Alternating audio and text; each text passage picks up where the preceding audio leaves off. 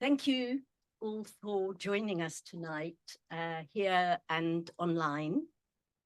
We've got an amazing number of people, and we hope that you will find this event, which we feel is very important, and hope you will find it very interesting, enlightening, and increasing and expanding out the way we think and understand what is quite a very complicated and contested subject.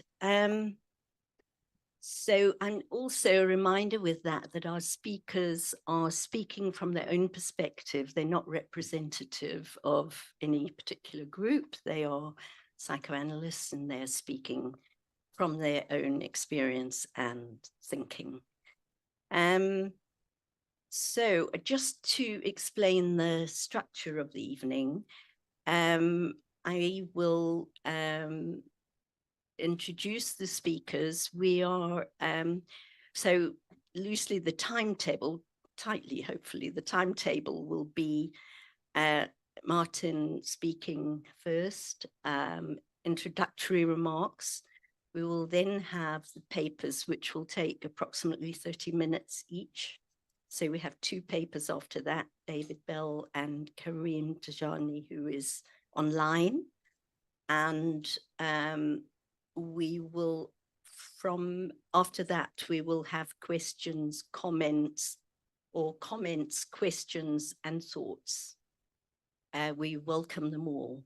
And online, they can, we're going to have Q&A open, so please put your comments on there. And around the audience, we will have a roving microphone. So just put your hands up if you want to say. So anything. So we will keep the discussion till after the three papers, so we can have time to think about them.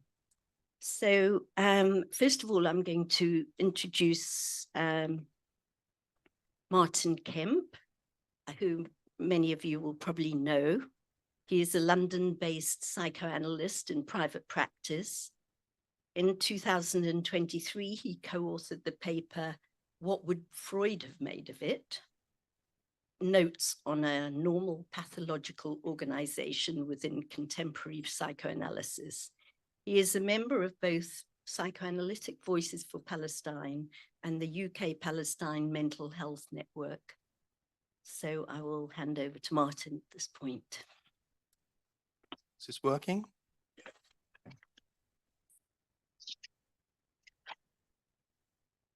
One thing that's on my mind is the impossibility of representing in any way what's actually happening in Gaza at the present time. I'm not going to attempt to do it. I don't think it's possible to convey either the levels of destructiveness or the human experience or what people in Rafah are undergoing as we meet here tonight. But the slaughter in Gaza has disrupted patterns of thinking that only yesterday appeared impervious and fixed. And I think this meeting is itself evidence of that. Questions that until now could only be posed on the margins have become mainstream concerns. And one victim of this rupture, I hope, is the belief that professions such as our own can take it for granted that they exercise an ethically sound and constructive influence in the world. It's clarified for us that psychoanalysis doesn't operate above and apart from history, unsullied by the squalid surroundings in which it lives. The crisis has therefore underscored the need to maintain a critical gaze upon psychoanalysis itself. Psychoanalytic Voices for Palestine emerged out of a discussion group set up by some members of the British Psychoanalytic Council last October. Their call for psychoanalytic professionals to address the human catastrophe in Gaza has been signed by 285 of its members. While unusual in the history of British psychoanalysis, they are in good company. Psychologists, psychiatrists, social workers, medics, lawyers, and other professional groups were undertaking almost identical initiatives at the same point. The felt need was to express horror at being witness to a genocide, so calculated, so malignant, so devastating, especially because the majority of our professional associations remained either inert or aligned themselves with the narratives produced to rationalize Israel's military response. In either case, leaving the clear impression that only white lives can be genuinely valued, grieved for, and cared about. Immediately after October the 7th, the International Psychoanalytic Association, the IPA, issued a statement which concluded with this sentence: "We hope the violence will stop soon and the civil..." Okay. Immediately after October the 7th, the IPA issued a statement which concluded with this sentence: "We hope the violence will stop soon and that civilians from both sides will be able to return to a civilized pursuit of problem-solving, peaceful coexistence, and the development of culture." This is propaganda. It was part of a statement that was intended to demonize Hamas while normalizing the situation prior to the attacks. Did its authors really imagine that problem-solving, peaceful coexistence, and the development of culture accurately described everyday life in Gaza, the West Bank, or indeed within 48 Israel on October the 6th? Jarring double standards were revealed by the incapacity to respond to the terror meted out to Palestinians immediately after our representatives had expressed their full solidarity with the Israeli victims of the Hamas attacks. A different consciousness is conveyed in this paragraph from anthropologist Ghassan Haag, and I quote, "To me, Gaza is a permanent state of criminality. It's not the invasion of Gaza or an event in Gaza. Gaza is itself a permanent state of criminality. I cannot be more subtle about it. If I try to say anything more subtle, it diminishes my humanity. I think that in discussing whether the Israeli invasion of Gaza is justifiable or not is itself a Western form of self-indulgence. I just cannot relate to it as something that is ethical, to sit down and discuss whether what happens in Gaza is ethical or not. It's beyond the bloody obvious that what happens in Gaza is unacceptable by any standards of our humanity." Today, many of us may find their own feelings echoed in these words. But Haag is not speaking about Operation Swords of Iron to the current onslaught. He was referring to Operation Protective Edge, the second in a series of murderous assaults on Gaza that took place 10 years ago. On that occasion, taking the lives of over 2,000 Palestinians, 500 children, with schools, clinics, mosques, and residential areas devastated.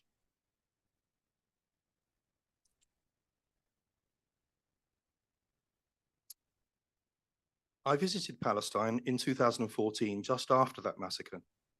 I heard colleagues, both Israeli and Palestinian, ask the question: is there no limit to the atrocities that Israel can commit? No point at which the world would wake up and intervene? And we now have the answer. For the ruling elites in the white metropolitan world, there is no limit. Genocide is as acceptable now as it was when we initiated the Atlantic slave trade and carried out our own great replacement projects in the Americas and Australia. But a schism has opened up because for great swathes of the wider society, a line clearly has been crossed. The anger and revulsion at the nature of Israel's ruination of Gaza has proved stronger than the anxiety and inhibitions which have often muffled our misgivings in the past. Many rediscovered a collective capacity for empathy and rage, giving voice, in words I heard Robert J. Lifton use a few weeks ago, to thinking in a species context. From this vantage point, we can review the way our profession has previously managed its relationship with the question of Palestine. Motivated perhaps by a difficulty in giving up illusions about Israel or fear of being labeled anti-Semitic, a powerful groupthink seems to have established a hold over our discipline, held together on the basis of special pleading, intolerance, and fear. The gut reaction, whenever the issue has been raised, has been silencing and the imposition of limits on freedom of expression. The prevailing professional approach to Palestine, when the difficulties there were acknowledged at all, was to think in terms of an oh-so-complex tragedy a place of pain and loss, hatred and intransigence, trauma, a place about which to express much sorrow and concern, and pious hopes for peace, but not one that required any collective soul searching or deep analysis. A situation, therefore, well suited to benefit from our expertise in reconciliation and mediation, in group processes, in understanding human destructiveness, in bringing together, witnessing, containing, processing past hurts in the cause of mutual recognition and fostering coexistence. But this framing conveniently diverted attention from a pernicious reality. It sidestepped necessary conversations about the history, ideology, politics, about the nature of the relationship between the Israeli and Palestinian national communities. Didn't ask whether Palestinian human rights were being abrogated, by whom and for what reason. International law, critical to upholding ethical standards for the exercise of state power, hasn't been considered important. Nor do we attend to those aspects in which as psychoanalysts we might have taken a special interest, in the experience of growing up under military occupation, of the struggles of adolescence under such conditions, or of parenting, for example. We took little notice of the relentless pressure on childhood and family life evidenced by Nadra Shalhu-Kevorkian, nor in the systematic undermining of the social foundations of community mental health documented by Samar Jabra. Dr. Jabra's periodic attempts to engage the conscience of the world mental health community were not heard. In all these years of occupation, few reached out to Rana Nashashibi and her colleagues at the Palestine Counseling Center, serving occupied Jerusalem and the West Bank, or to Yasser Abu Jameh to get an insight into the impact of siege and repeated massacres on the work of the Gaza Community Mental Health Program, of which he is the director. When Palestinians asked that we refrain from normalizing their oppression in their call for boycott, divestment, and sanctions, we treated it as an affront, insisting that our very presence contributed towards peace and reconciliation. Psychoanalysis declared that it knew better than the Palestinians themselves what was good for them. It ignored those who pointed out that professional activities based in Israel inevitably partake of the racist environment in which they take place. When the international human rights community, including its Israeli branch, declared that Israel had constructed an apartheid society between the river and the sea, in international law a crime against humanity, psychoanalysis didn't blink. And this blinkered attitude, still dominant, is sustained by a disinclination to use the words required to describe social reality. The censoring and self-censoring means that we cannot grasp the jeopardy into which Palestinian society has been placed. Terms like settler colonialism, ethnic cleansing, apartheid, torture, state terror, eliminatory racism. We need schemas that illuminate the dynamic and asymmetrical processes that bind both national communities in a spiral of destructiveness. We need to be able to relate to the experience of hostages held for months in the tunnels in Gaza and the thousands of Palestinian political prisoners who have languished for years in Israeli jails without dehumanizing either. Without such independent analysis, we are prey to the dominant narratives that entrench splitting and projection, dehumanization and demonization. We remain susceptible to the polarizing and frankly anti-Semitic attempt to equate anti-Zionism with anti-Semitism, front runner in the strategies used to police public speech and to keep us stupid. Overall, I suggest that our profession hasn't contributed to the amelioration of psychic pain and psychological damage among either the Palestinian or the Jewish Israeli communities. Psychoanalysis has become at best an irrelevance and at worst an accomplice in the traumatization of millions of men, women, and children, to a mental health catastrophe causing irreparable psychic damage to another generation of Palestinians and Israelis. The point of this critique is not to induce despair, but perhaps hope even in the face of the present horror. A moment of schism might become an opportunity for renewal, for recovering a critical psychoanalysis founded upon a meaningful commitment to universal humanism, capable of contributing to our collective well-being and able to reflect upon its own place in society. This is perhaps up to us and people like us. I shall end with the words of another anthropologist and psychoanalytic clinician, Eric Reinhardt, hoping that they are true. The burgeoning internationalist movement dedicated to freeing Palestine from violent oppression is not a trendy, transient political cause. It's a collective ethical awakening and formation of an effective community derived from a growing post-colonial consciousness. The task of freeing Palestine is simultaneously a task of freeing ourselves, of making a world characterized by an ethics of everyone for everyone. Thank you.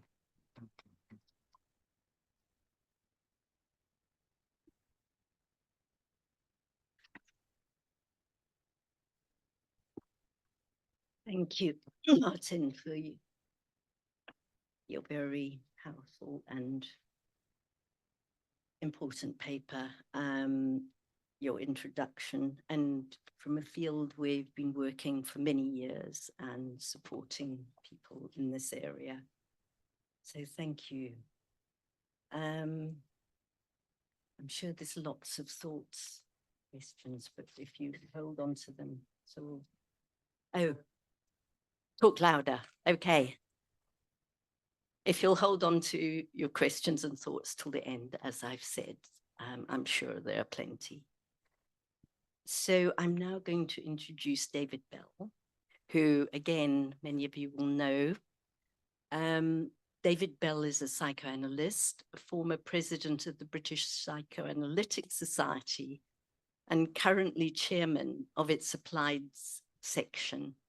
He is a regular contributor to Political Mind. In 2021, he retired from the Tavistock Clinic, where he worked for 25 years as a consultant psychiatrist. Thank you, David. Thanks very much. Does that work? I'll try, but what will happen is I'll do that. So just tell me how I'm doing that. It's not really a paper, and it's fairly short, and it's some sort of scattered thoughts on the relation of psychoanalysis to events such as this.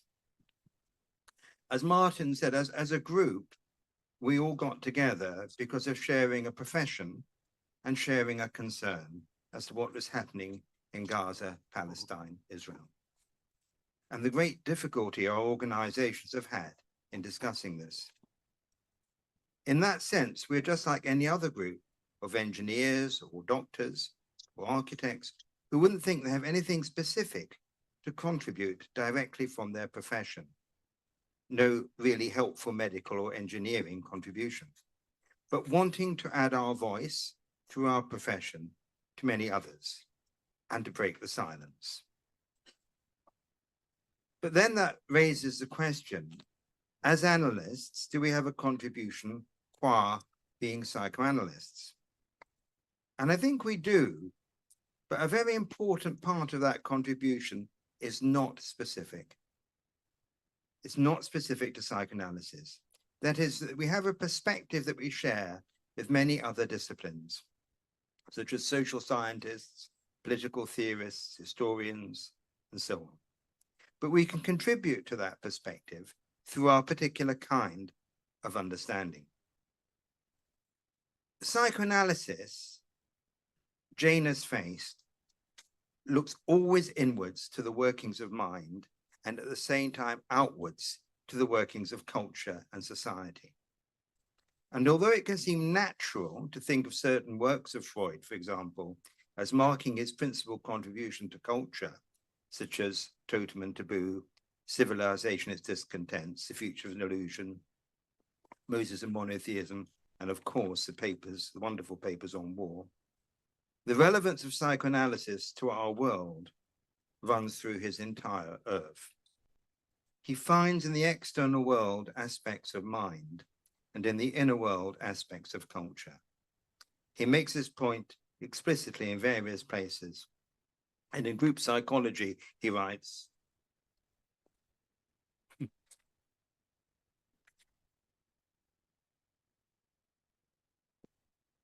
in the individual mental life, someone else is invariably involved as a model, as a helper, as an opponent.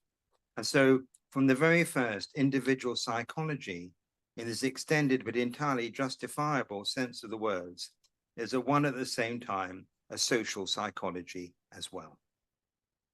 As psychoanalysts, we are, I think, particularly sensitive to the inevitable tendencies to view events as occurring, so to speak, out of the blue, detached from their current context and detached from their history. That is, central to psychoanalytic explanation is a kind of commitment to historical continuity. And this continuity functions, of course, at various levels. From a theoretical or developmental level, for example, it's a continuity between the infantile mind, infantile sexuality, and adult character. As regards our general approach to the occurrence of psychological disturbance, where we show continuities both at the level of theory and of practice. And of course, from our clinical work, an ever-present part of our work involves the restoration of continuity between different aspects of mind, between events in the analysis and the patient's history. And at the more micro level, we show connections between different moments in an individual session, moments that might have appeared as completely disconnected. The apparent disconnection itself being an object of understanding.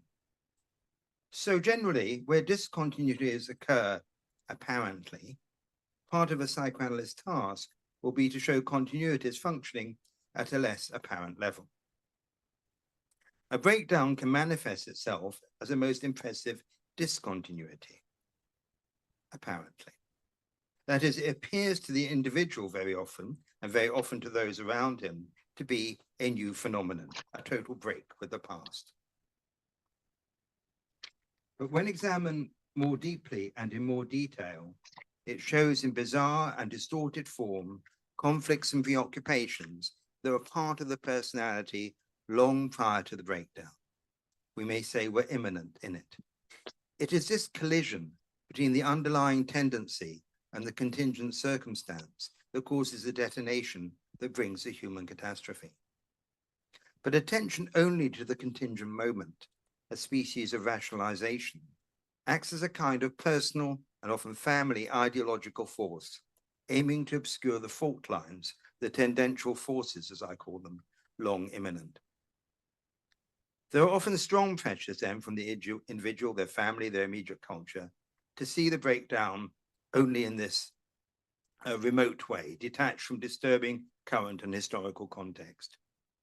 Here, the demand will be to restore things to the so-called, what Freud never tired of calling the so-called normal, the status quo ante, rather than interrogating it.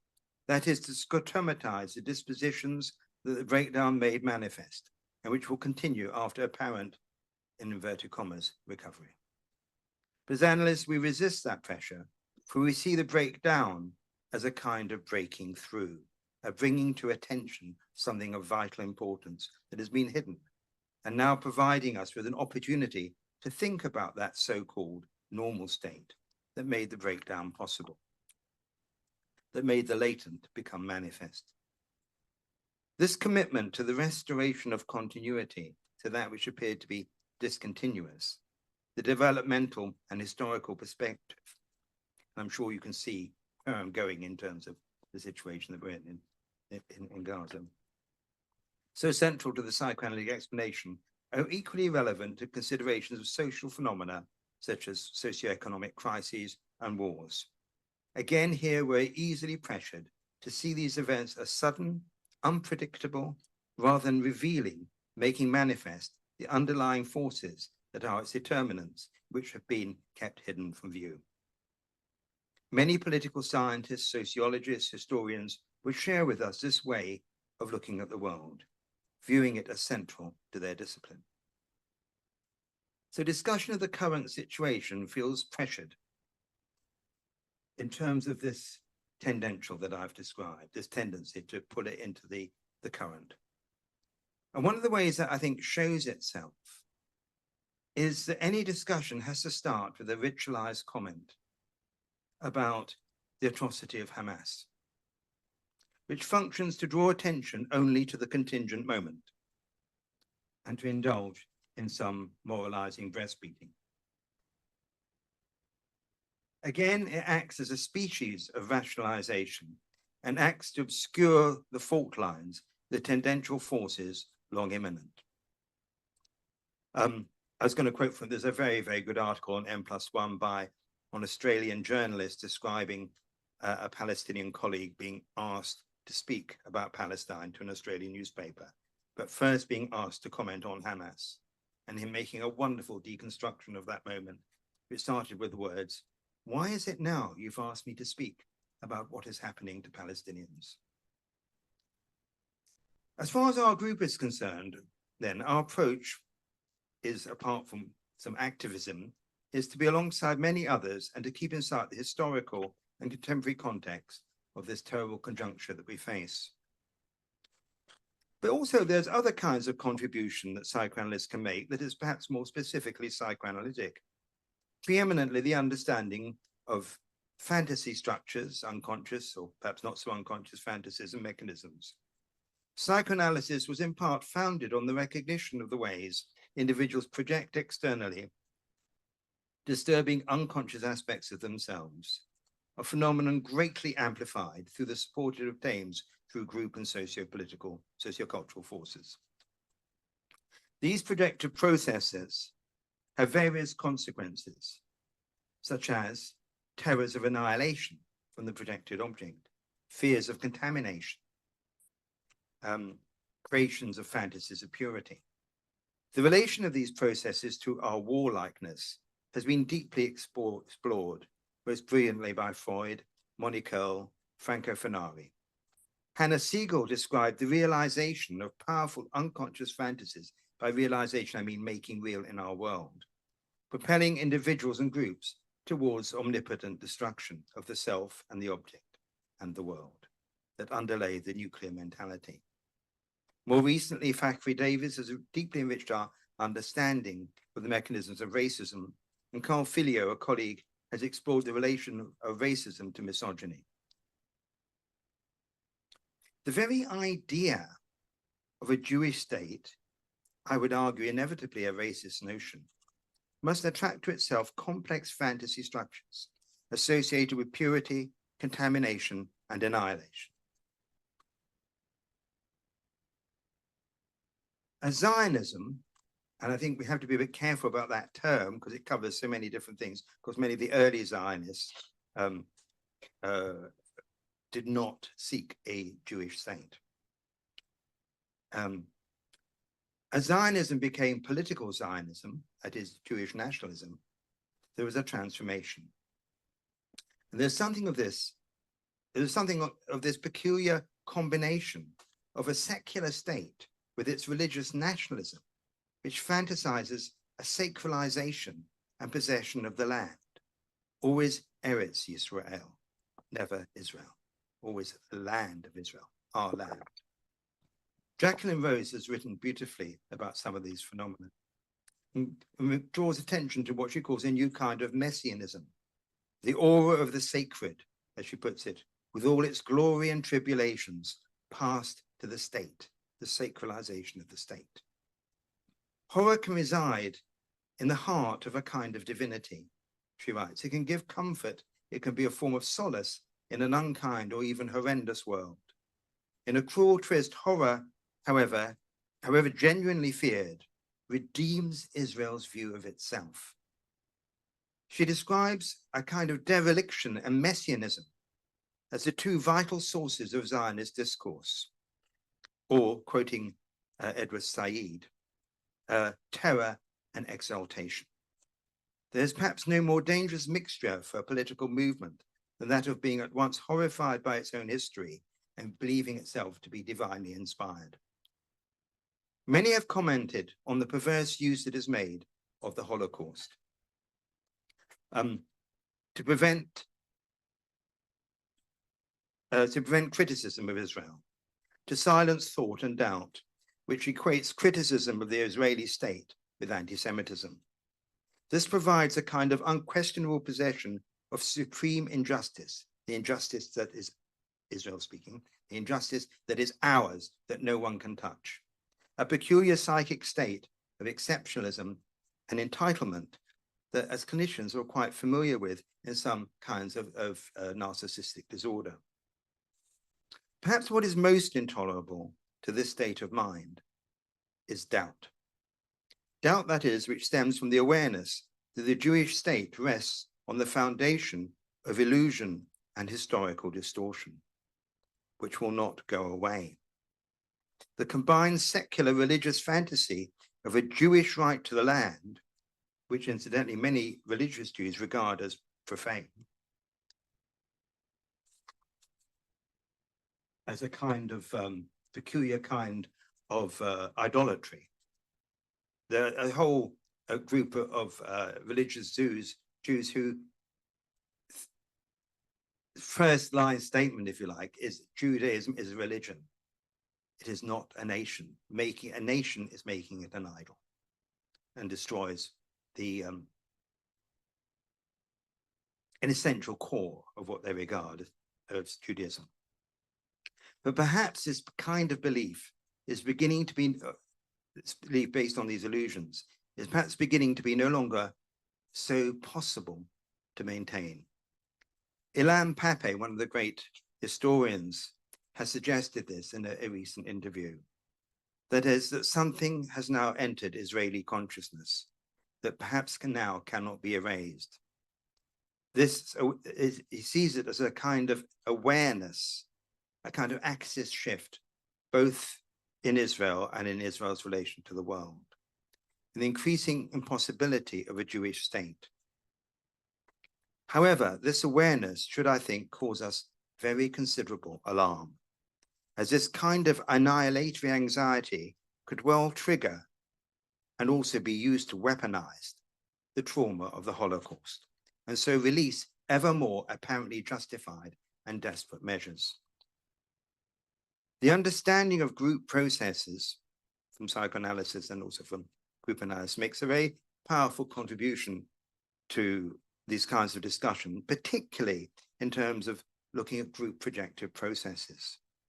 History is full of examples of oppressed groups taking successful, terrible revenge on their oppressors. The Black Hole of Calcutta, the Mau Mau, Custer's Last Stand, immediately followed by the ruling powers taking the most terrible vengeance possible for this humiliation. However, the use of the understanding of group processes can easily deteriorate into a kind of bystander, so-called, what I call amoral position, where human catastrophe is peculiarly symmetrized. Let me give an example. I once participated in the audience in a conference at Birkbeck about Israel-Palestine. In one of the panels, a speaker claimed that what is really needed is to understand that Jewish Israelis and Palestinians are involved in what they called a mutual projective system. One of the speakers then emphasized that what was really needed of Israelis and Palestinians was to recognize each other.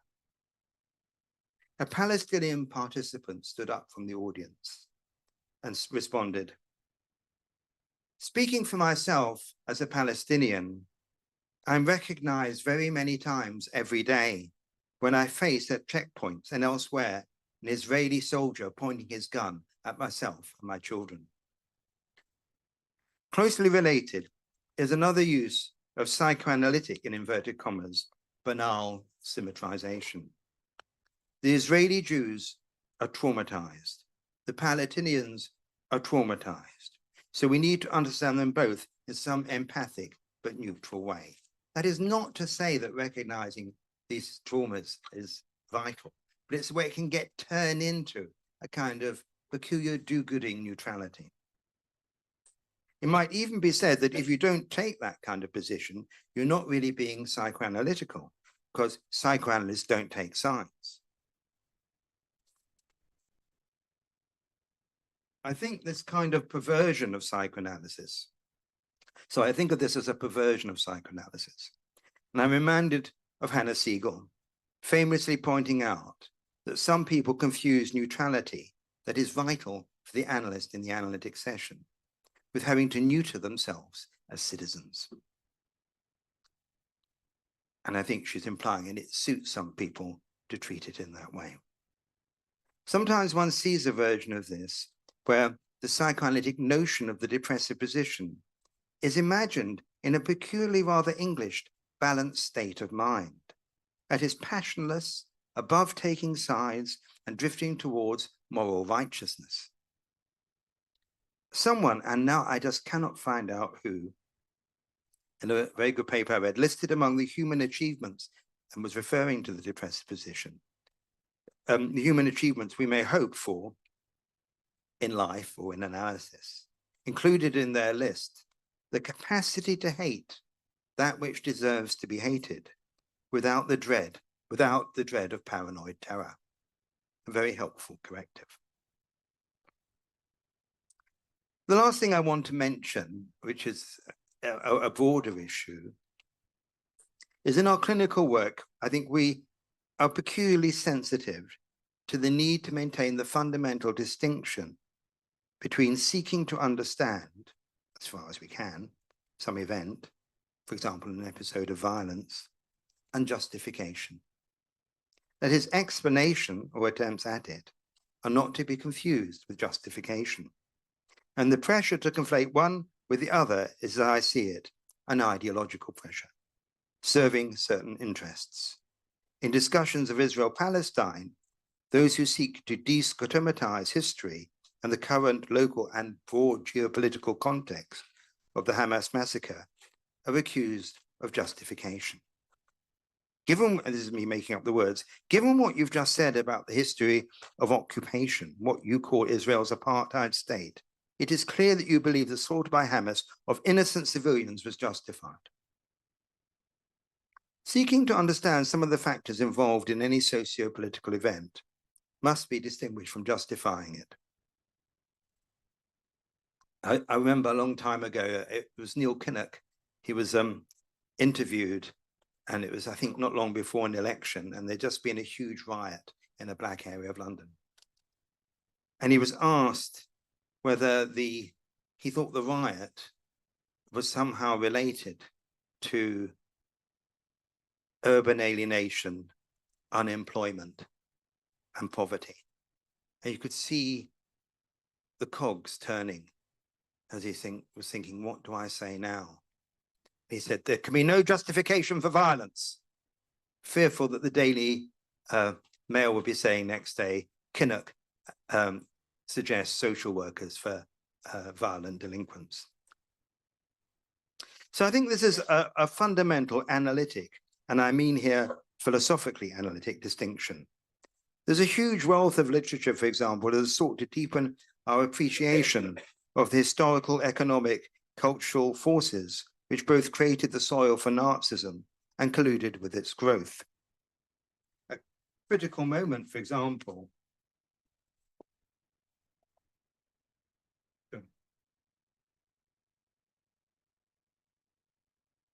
would be Versailles and its consequences. And in the 1930s, of course, the various players who supported and colluded with Nazism. Most of whom seem very keen to forget their history and help contribute to the soil within which it would germinate, because it served their interests, such as the aristocracy, the Catholic Church, the haute bourgeoisie, and various class and financial interests. But pursuing this broader understanding, now I think broadly accepted, would not be misunderstood as justifying Hitler. So I'd like to finish with a quotation which bears on this from Martin Luther King. Perhaps the most famous, one of the most famous discussions of violence offered by a religious thinker and activist comes from this speech from Martin Luther King. But at the same time, he says, it is as necessary for me to be as vigorous in condemning the conditions which causes persons to feel that they must engage in riotous acts as it is for me to condemn riots. I think America must see that riots do not develop out of thin air. Certain conditions continue to exist in our world, which must be condemned as vigorously as we condemn the riots. But in the final analysis, a riot is the language of the unheard. And what is it that America has failed to hear? Just failed to hear the plight of the Negro poor has worsened over the last few years. It has failed to hear that the promises of freedom and justice have not been met. And it has failed to hear that large segments of white society are more concerned about tranquility and status quo than about justice, equality, and humanity. And so, in a real sense, our nation's summers of riots are caused by our nation's winters of delay. And as long as America postpones justice, we stand in the position of having these recurrences of violence and riots over and over and over again. Social justice and progress are the only absolute guarantors of riot prevention. John Tamermill, who I got this quotation from, concludes, Dr. King's words explain how riots do not develop out of thin air. It is crystal clear he does not commend riots. On the contrary, as a resolute champion of non-violence, he condemns them. But much more important than only condemning is simultaneously doing the hard work of understanding the language of the unheard. A riot is not meaningless violence. It is not a volcanic eruption or something that just happens to happen. A riot may be resistance to oppression, a protest against unlivable conditions. That kind of riot is neither random nor explicable. King doesn't justify riots, but he does try to think about them. Thank you.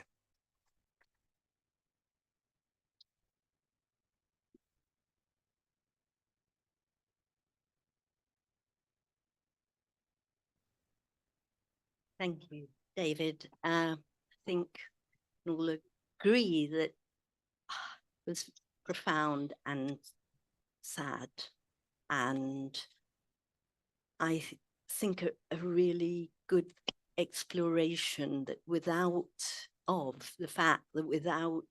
understanding the dynamics of power, we cannot have an analytic position, a real analytic position in these arenas.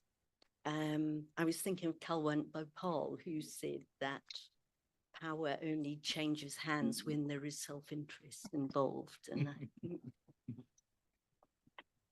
so it's good to remember that, and we can see it played out. Right, thank you. So take a breath. And I will find my papers. And we will move on to our next speaker. Karim Dajani is a clinical psychologist and psychoanalyst with a specialization in working with issues related to cultural dislocation and displacement. His research and writing include publications on the links between cultural systems and the unconscious of individuals and groups. He sits on the editorial board of the International Journal of Applied Psychoanalytic Studies. His recent works include a special issue dedicated to the social unconscious and an upcoming chapter on race and ethnicity in contemporary psychoanalytic theories and praxis that will appear in the next edition of the textbook on psychoanalysis. Karim, it's a pleasure to have you here today, and we look forward to hearing from you. Thank you so much. This paper is dedicated to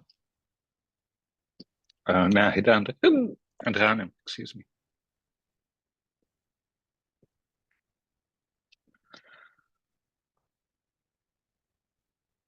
Thank you for asking me to speak with you today. I'll be speaking from the position of someone who is ethnically Palestinian, who was born to refugee Palestinian parents in Beirut, Lebanon, a few months after the conclusion of the Six-Day War of 1967, when Gaza, the Sinai Desert, the West Bank, to include East Jerusalem, were occupied. More importantly, I will be speaking to you as a psychoanalyst who's interested in understanding the underlying forces of individual and group behavior. Let us begin with a simple question. Why is it that a call to stop killing Palestinian civilians, to stop erasing a place and a culture, to stop destroying medical infrastructure, and to allow for life-saving humanitarian aid to reach a desperate, displaced, injured, and starving civilian population be controversial, aggressive, or problematic. A humanitarian call for supporting Palestinians runs the risk of being labeled anti-Semitic, and the caller runs the risk of ostracization and exposure to an array of social and professional toxins. It is here that I must acknowledge that those of us who are advocating against apartheid and genocide in Palestine, against occupation and collective punishment, and for a system that is just and humane for Israelis and Palestinians, are facing unprecedented harassment, repression, and violence. Colleagues have been maligned and harassed, fired from their jobs, incarcerated. Scores of students in the US are being arrested, suspended, expelled, doxxed, beaten, and barred from employment. We are labeled subversive, hateful, violent, untrustworthy, terrorists, Hamas sympathizers. So here I am, joining the ranks of the hated and the wretched, because it is there, ironically, that a love for humanity and liberty, for equity, is flourishing.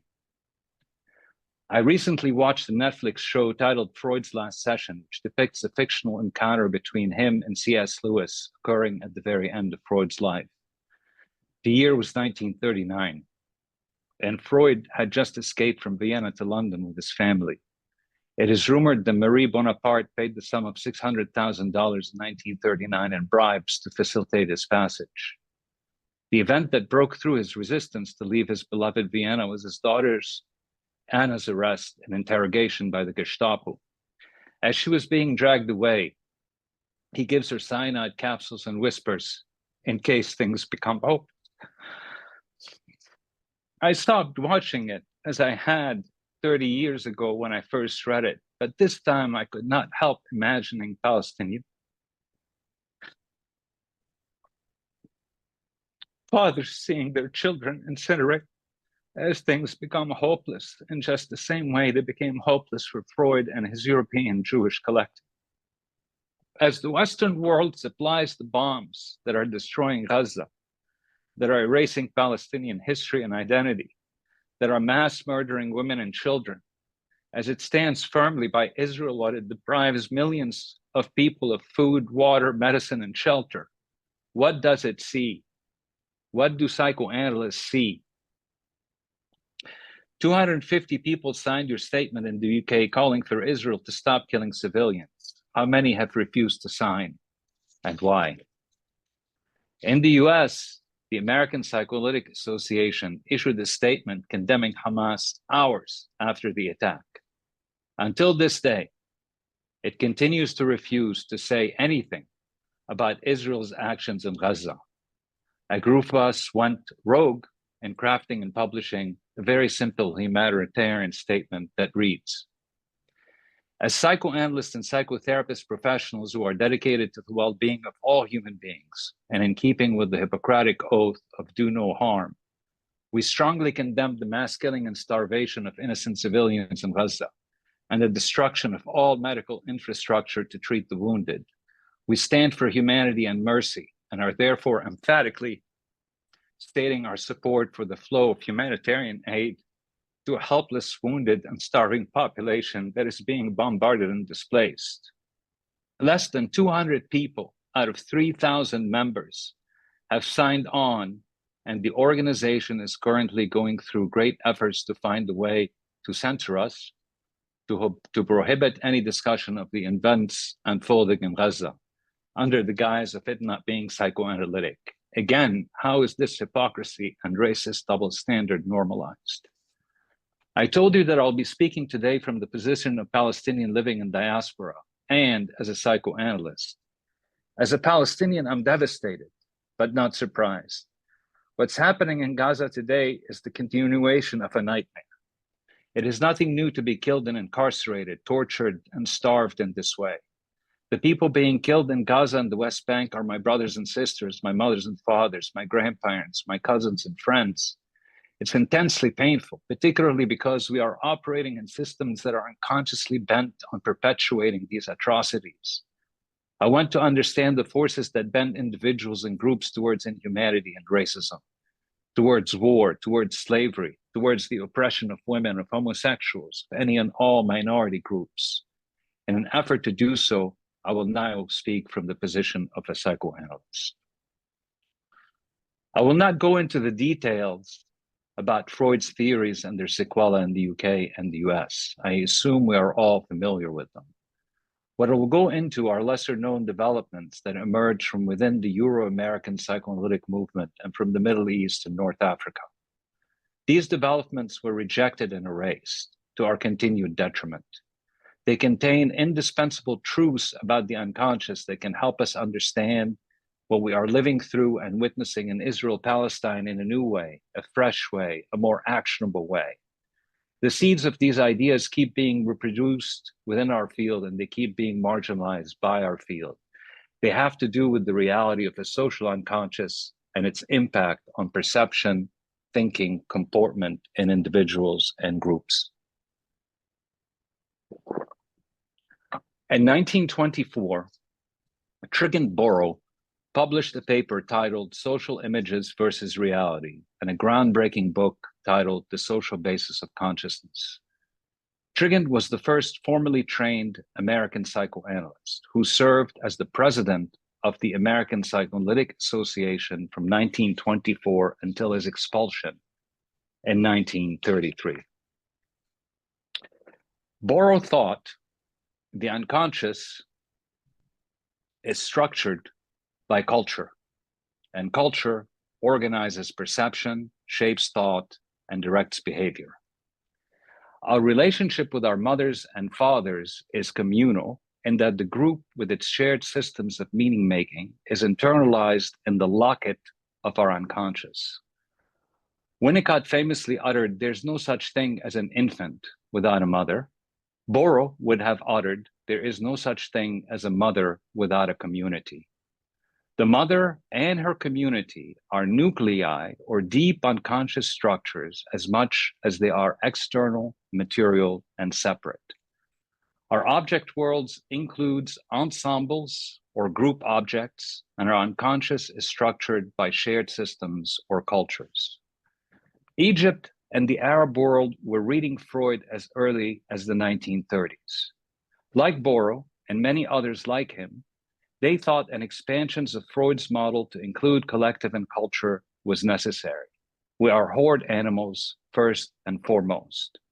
The group with its particular code or culture are imported into the deepest layers of the unconscious.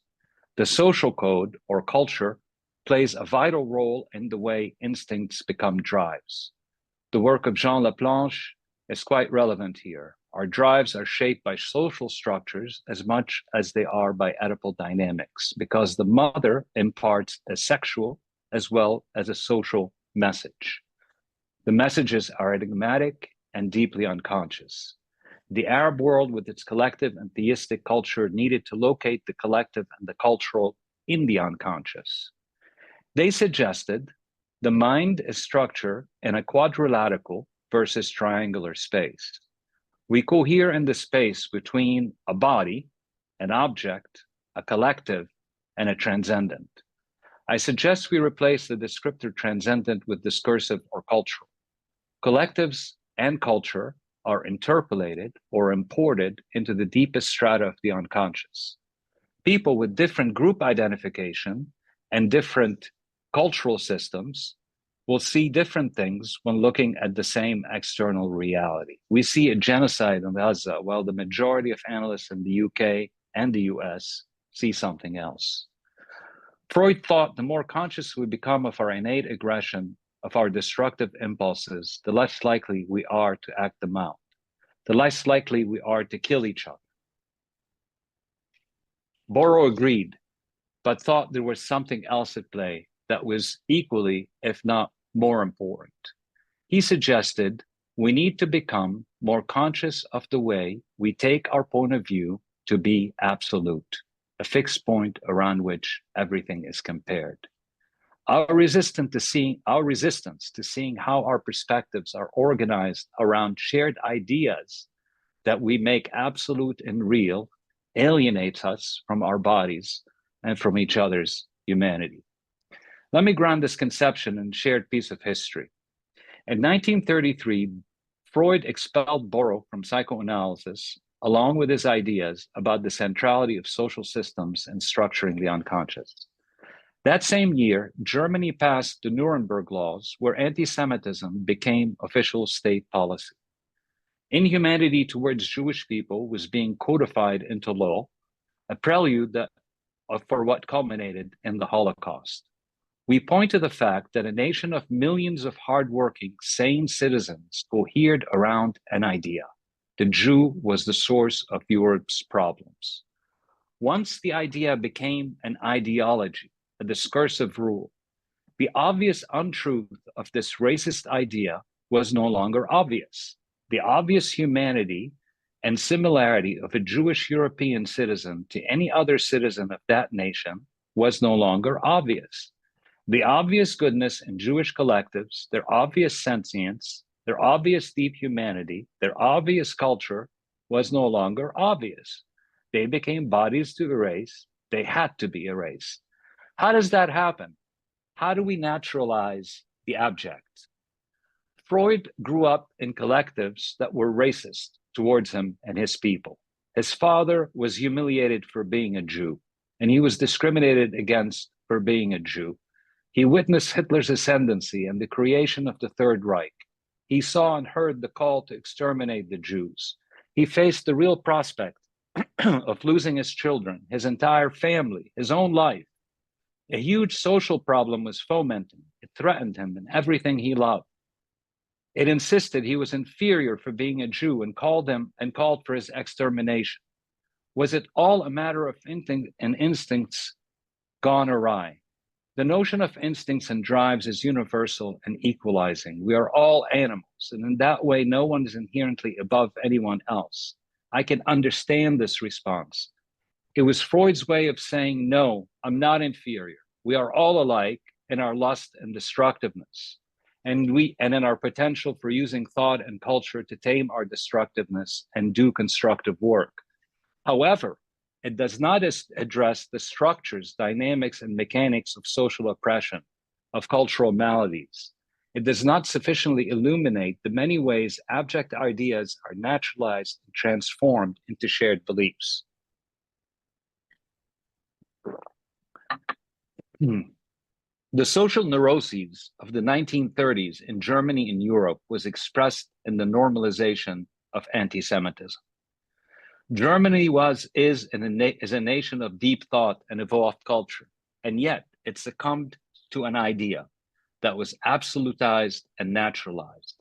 It became a discursive rule, a platform of collective identification and dispositions. In that context, the fantasy of total destruction and erasure of a whole people, the Jews, became appealing, realistic, doable. It bound the group together, gave them a sense of purpose, a feeling of superiority and safety. The fact that it was an insane and evil idea was no longer of notice to the millions of Germans who carried it out. We all know what happened. Average and reasonable people committed horrific and unreasonable acts. The problem from an analytic perspective is that it is still happening. Freud taught us about the compulsion to repeat. Trauma is the gift that keeps on giving. It does not stop. That is why it is traumatic. From this expanded perspective, we're collective and discursive tradition are integral parts of the unconscious. The sources of trauma can be expanded to include the social. We can be traumatized by our fantasies, by another's mistreatment, and by the experience of living in a collective and a culture that perpetuates violence and oppression. More importantly, for the sake of what I want to illuminate, we are also pulled to repeat traumatic experiences that come into us or are reproduced in us both individually and collectively, through transgenerational transmission of a group's collective history. Here, the conception of a social unconscious is indispensable. It helps us expand the notion of the compulsion to repeat to include the reproduction of historic sediments that originate from the individual experience in a collective that is both current and historic. I find Elias Canetti's conception of a sting of command, as articulated in his groundbreaking book, Crowds and Power, to be generative and useful. The crowd or collective structures the unconscious, along with its struggles for power, safety, and cohesion. The sting of command is about repetition, the reproduction of collective and historic trauma. The sting of command emanates from social trauma. It is encoded in the collective's consciousness, in the collective consciousness of a group, and is acquired or deposited in individuals in the form of unconscious dispositions. It endures over time until and unless it is worked through.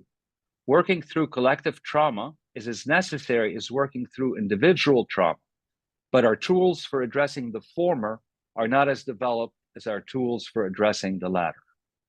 Trauma repeats on the individual level as well as the collective and historic level. The history of the region, of the Holy Land, is long and complicated. I will not address it here, except to say Jerusalem has been invaded more than any other city in history.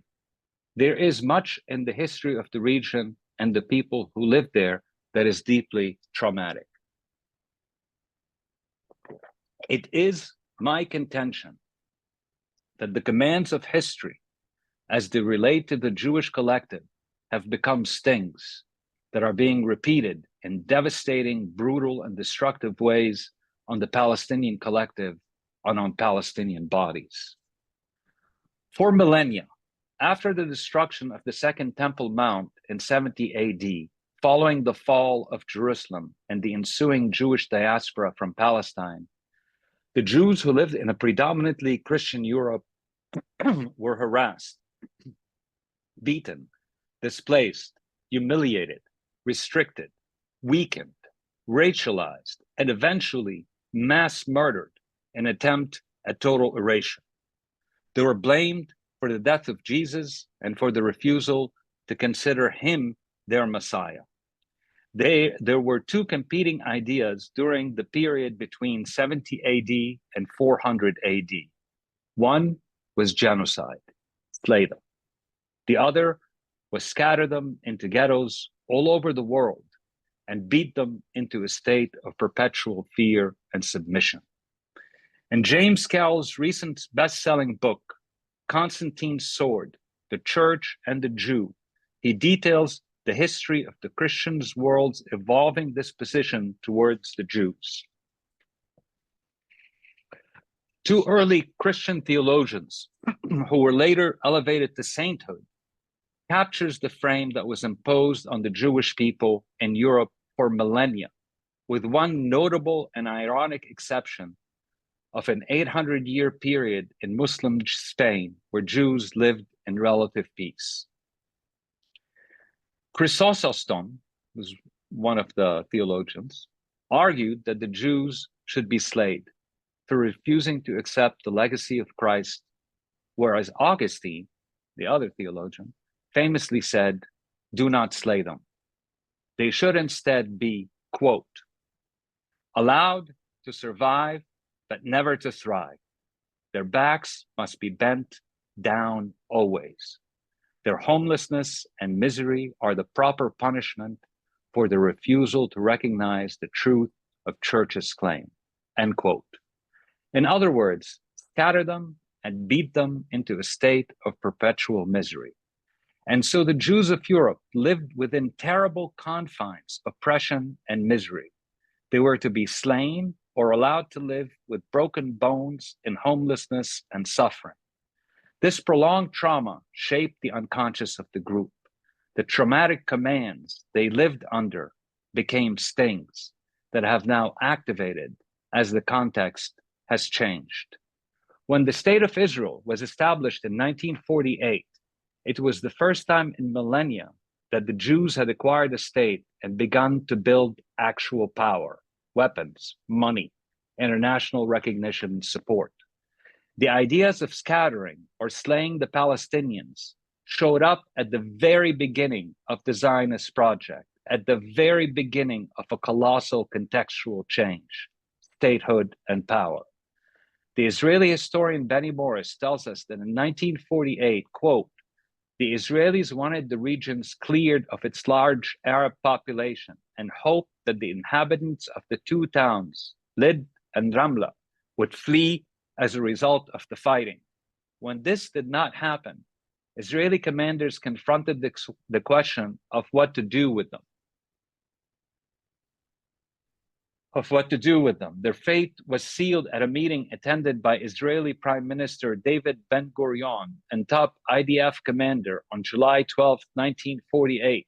According to the best account of that meeting, Israeli historian Benny Morris tells us, someone, possibly Operation Commander Yigal Allon, proposed expelling the inhabitants of the two towns.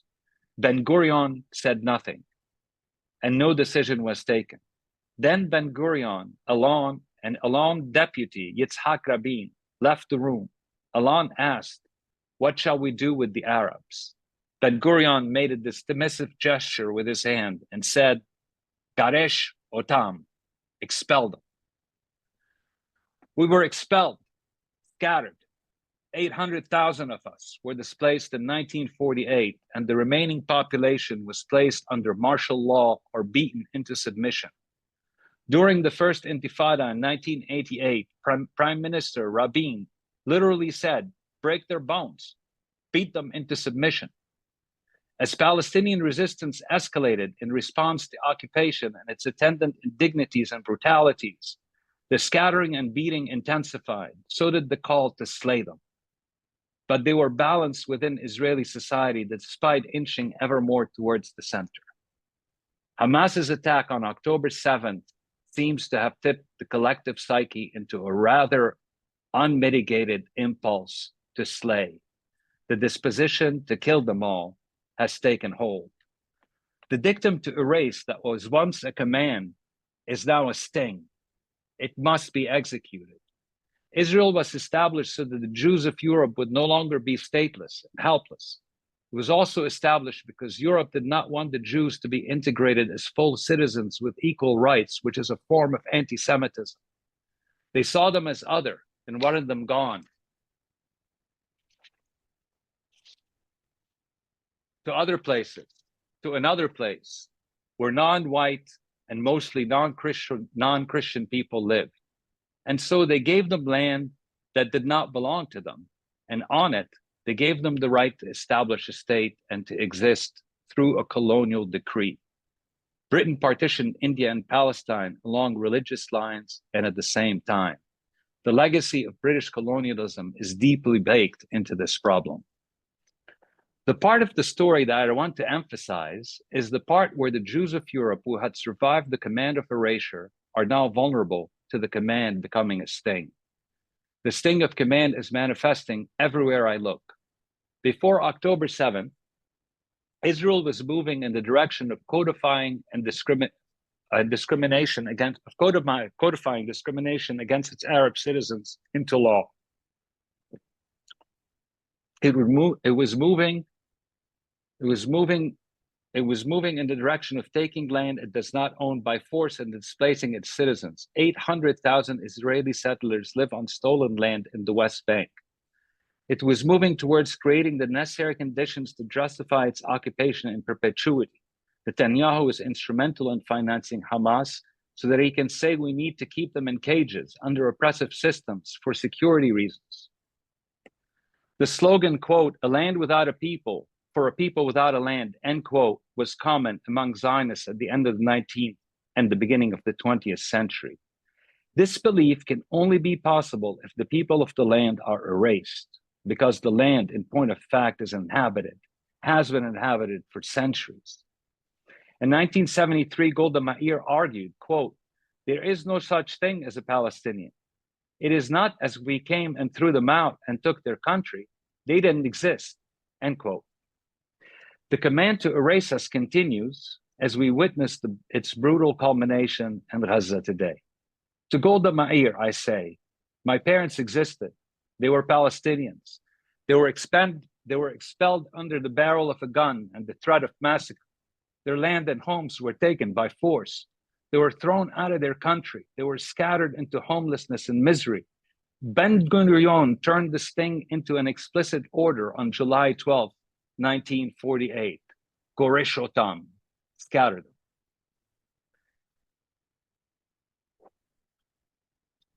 The command to erase is fueled by the racist belief in the inferiority of Arabs, Muslims, brown and black people, remnants from the toxicity of coloniality and Orientalism. All of this is unconscious. Consciously, most people with this belief would find it objectionable and would agree that it is fundamentally racist. However, what is unconscious is far more determinative than what is conscious, and the proof is in the hummus, a dish native to the Levant and to Arabic cuisine, in case some of you may have thought it was an Israeli food. When Israelis are getting killed, the Western world is quick to condemn, to empathize, to offer support, as they should. No one should be getting killed. But the reverse is not true. When Palestinians are being killed by the tens of thousands, most of them women and children, our organizations refuse to condemn it, refuse to call it genocide, despite the fact that the ICG and many genocide scholars, including Israeli scholars, are calling it a genocide.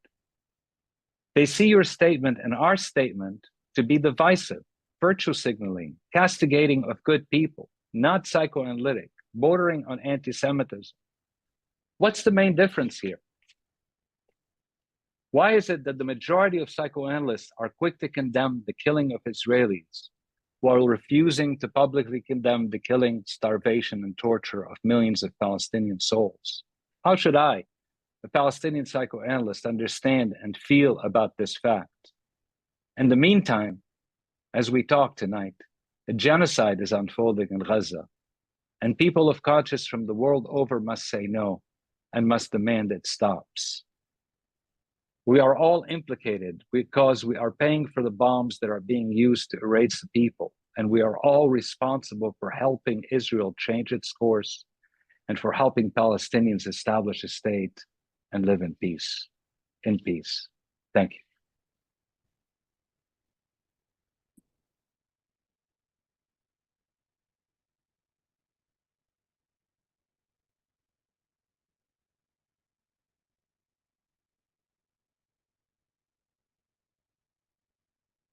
Thank you, Karim.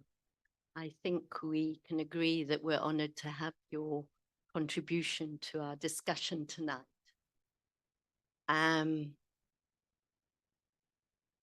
Very powerful and speaks to so much of what we have been thinking over the last few weeks and months. So thank you for bringing your whole self and trusting us with your talk. And we'll take a few minutes to digest, and we're going to move on. We'll have plenty of time for discussion, for thoughts, for comments, for questions if you have them.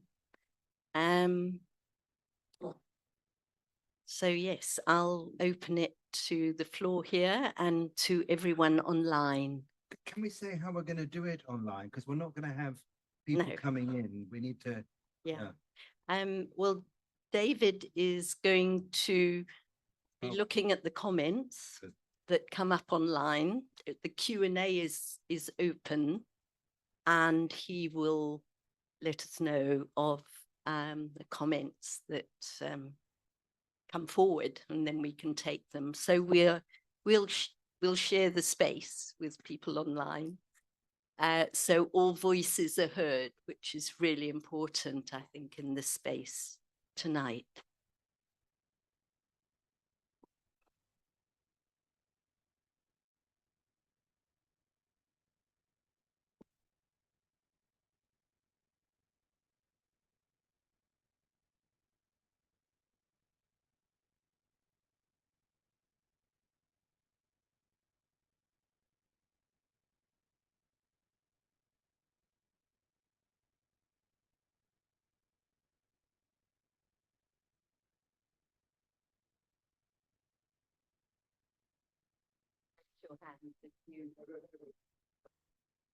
Okay, there you go. Hello, my name is Andrew Samuels. I'm a Jungian psychoanalyst here in London. These were great papers, and it's an important meeting. I'm going to plunge right into the middle of things. David Bell said something about banal do-goodery. How can people like us go beyond banal do-goodery? That leads me to think about the cultural boycott, which is a very divisive and unpopular matter. I'm not going to get into the pros and cons, but to think about the depth psychology, the psychodynamics of the difficulties people have with the cultural boycott. The cultural boycott has a long history in South Africa. Dr. King used it. In fact, Jews and Germans both used it in the 30s. There's nothing wrong with it, okay? Except it's impossible. Why is the cultural boycott this litmus test, this divisive matter? What's the psychology of it? What does it do to us to do that to our Israeli relatives, friends, colleagues? Because it's the big professional divider.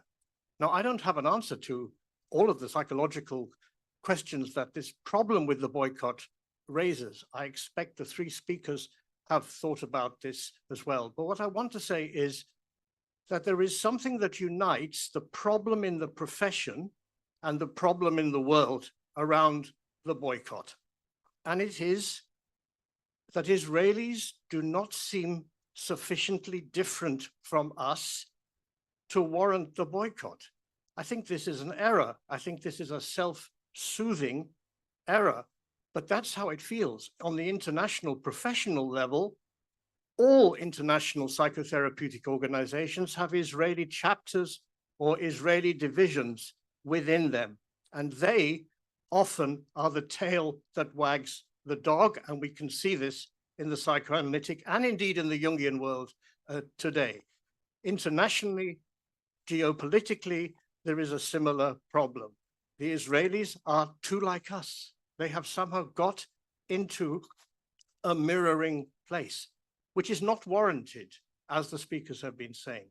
So I know I'm plunging into it. I know I'm bringing up an activist theme, but quite frankly, I don't want to be part of banal do-goodery. I've done enough of that, actually. I'd like to do something a little different.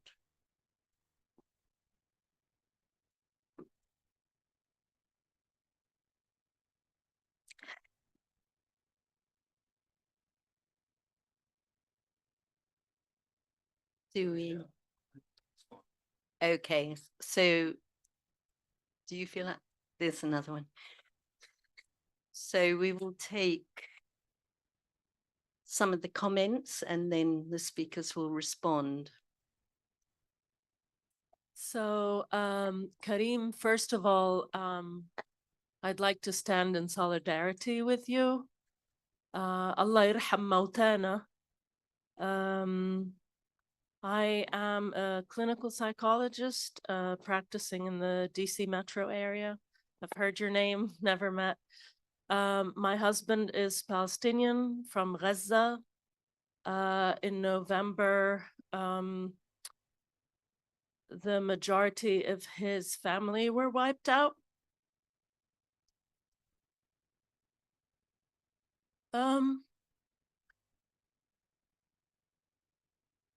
And so your question is, how, as a Palestinian, do I function, right? I'm an Egyptian, but my children are half Palestinian. And I've been asked to step down from board positions. I've been kicked off of listservs, etc. And how do I function on a daily basis? And how do I work with my devastated patients who have lost hundreds of family members?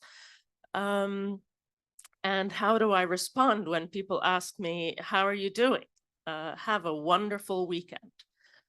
And I think the problem in our profession is that people are choosing to dissociate, maybe. I'm not sure what's a better term, from what's happening every day. And I think, I'm not sure that I have a question, but I'd like people to remember every day as they wake up and go to work and order a Starbucks coffee, and that many of us don't have the luxury of forgetting this, or waking up in the morning and not thinking about it, or not being impacted by it. And I, you know, when people talk about the boycott, whether it's effective or useful, it feels like something.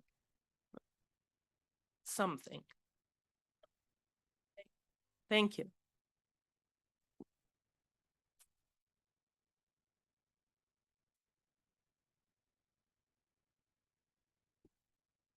My name's David Thomas Merrills. I'm not a psychoanalyst. My wife is. I work in education. From the very beginning of this evening, I've been looking at Hannah Seagal's quote, striving for the preservation of sane, humane values. This is our only hope. And it's taken back to some times I spent in the Holy Land working on kibbutz. Back in the 1970s in various places, Tel Katzir, in Gev, Mabarat, I remember well. But my final trip there was to a project that was aiming to bring Arab and Jewish young people together. And rather ironically, it was called the House of Hope. It seems to me that on both sides in the conflict at the moment, there's an awful lot talked about wants and needs, and maybe a little less about hopes. And wants and needs to me seem to be more fixed, and hopes give the kind of opportunity for discourse and discussion and a place to work from. That's my comment.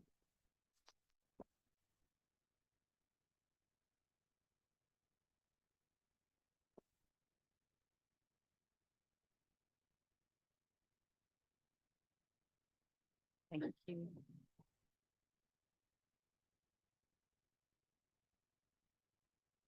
This was a comment just about activism, and I thought it might come a bit later on, but Alex Samuels has brought it up. What are we going to do? What are you going to do? Huh? The first one surely is to take on the biases evident in the international bodies that we're associated with, in my case, Royal College of Psychiatry, the World Psychiatric Association, the ones that you have, yeah, to take them on. And the biases that have already been evident in some journal articles, psychological psychotherapy, some of you know about, those sorts of things. We have to take on our own bodies. You know, that would be a real start, because these are bodies with status that you're all in. Yeah, what you do after that, I don't know, but it's no good talking. You know, I think, I mean, I've been involved in boycott and divestment from Israel for 25 years. It's the way to go. They've just been dislodged to some extent by the rise of the anti-Semitism thing. So a lot of good people have been diverted into trying to, you know, fight that stuff. And the idea of boycott as a moral tool has, you know, has been obscured by events. But, you know, these are issues for you and your various bodies, surely. You've got to, you know, why are the, you know, what we heard there, the American Psychiatric or the American Psychoanalytic won't do anything. I mean, this is an utter scandal. If we can't tackle that, we can't do anything.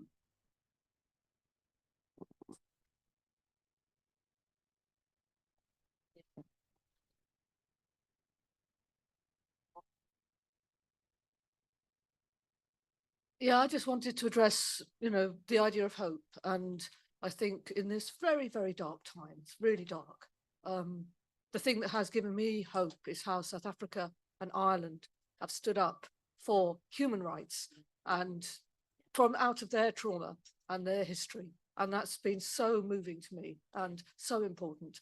And I feel like that if we don't look at those societies that have gone through appalling oppression and worked out through armed struggle, actually, a way of being in the world together.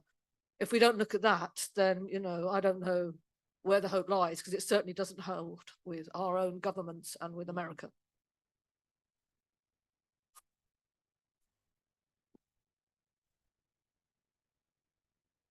Thank you. Do you want to take the floor first and then we'll go on to online, David? Because I think we've got quite a few comments and yeah, really have come together. So yes, to turn it to our speakers. There's somebody down here. I think that's probably a fair way of doing it. Yeah. Thank you. I'm a child psychotherapist, and I think hope is a luxury. I think when somebody's got their boots on your neck, you can't have a conversation with them. And I think we have to get away from the use of the word conflict. This is not a conflict. This is a brutal military occupation, slaughtering children. And I could hardly watch the London Marathon a few weeks ago because they mentioned the number of children running in the marathon, 14,000. And that's the number of children who've been killed in Palestine, slaughtered, babies, infants, toddlers. I mean, how dare people not be angry about this? And of course we have to use boycott. Of course we do. What other tools do we have? We need to use cultural boycott. People probably haven't forgotten those musicians and artists who broke the boycott in South Africa and years later had to try and redeem themselves in Band-Aid and apologize for breaking the boycott. We haven't forgotten them, and we won't forget this lot. So I'm all for boycott. I'm all for BDS. It helped in South Africa. Black South Africans said, we know we're going to suffer, but we want you to do this. Palestinians have asked us to do this. Who are we to say no?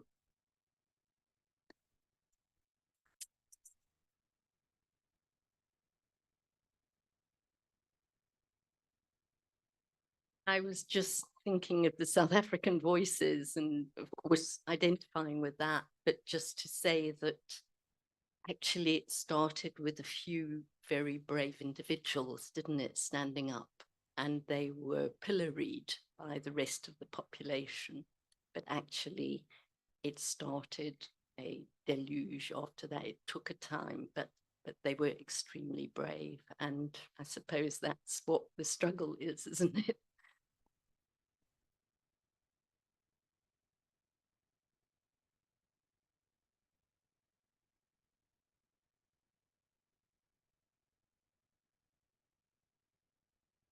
I want to add some thoughts about the do-goodery and what I want to add some thoughts about the idea of do-goodery and what role as psychoanalytic practitioners we can play. And the thought that the thing that seems to sort of trouble me a lot of the time is the thing that troubles me is the extent to which Israel controls the narrative. The extent that Israel controls the narrative of what's happening and how silencing it is, how difficult it is to ever speak out about that, because then there's an accusation of anti-Semitism. And I suppose the question I have is, what do we as psychoanalytic voices specifically have about that narrative and how to counter it?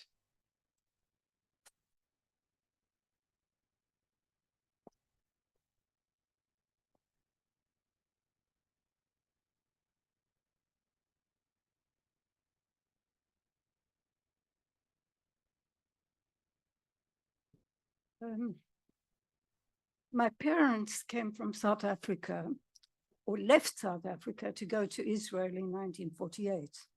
And I grew up there and spent 21 years there and left after the 1967 war, in which I was in Gaza, thinking that it would take at least 10 years until this situation would settle down. And of course it hasn't. It does seem to me that there is an issue of what Andrew called do-goodery. And one of our fantasies, I think, as psychoanalysts, is that we'll all rush in at some point and rescue. And I think it's extremely important to take on board what Karim said about the social unconscious and the fact that the people who will rescue will have to be from within that culture. And by that I mean Palestinian analysts, therapists, and so on, who've also experienced that trauma. And we'll have to be on the sidelines. And just to come back to another issue of who controls the narrative, the Israeli government controls the narrative, and many, many Israelis are totally able to remain unaware and to dissociate, whatever you want to call it, but to remain without the knowledge of what's happening.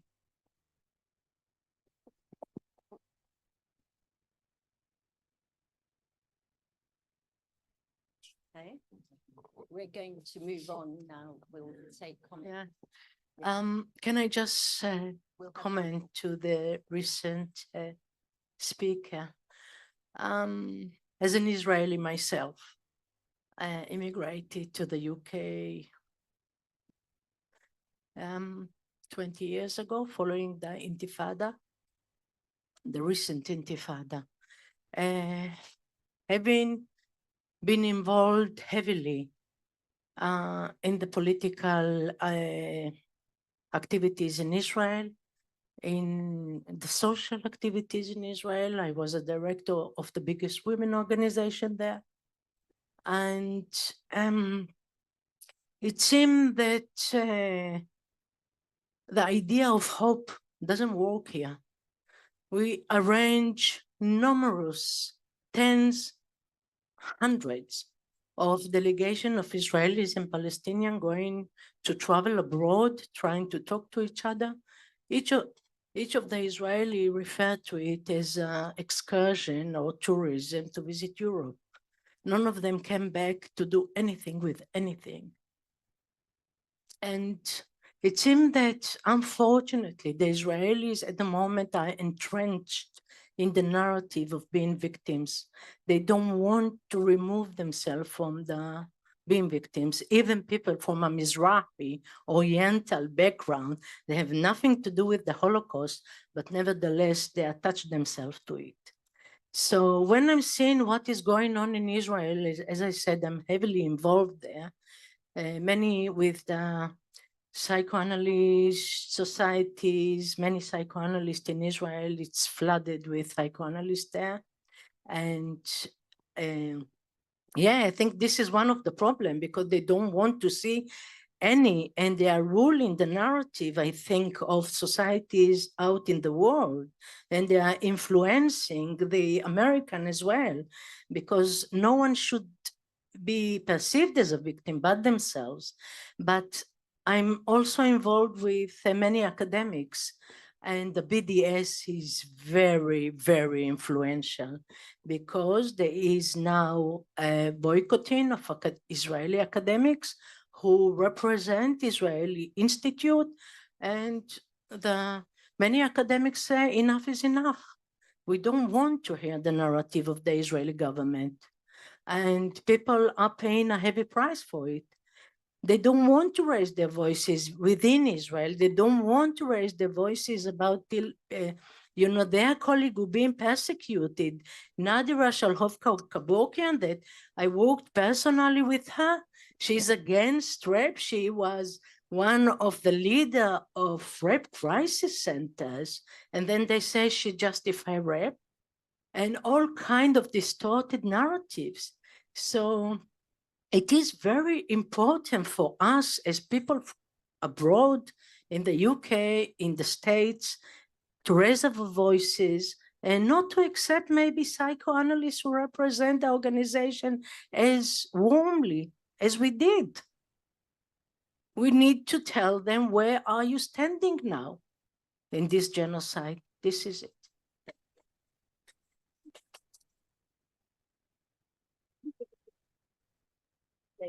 Should we move? Yeah, I think we'll, David, shall we move on to comments?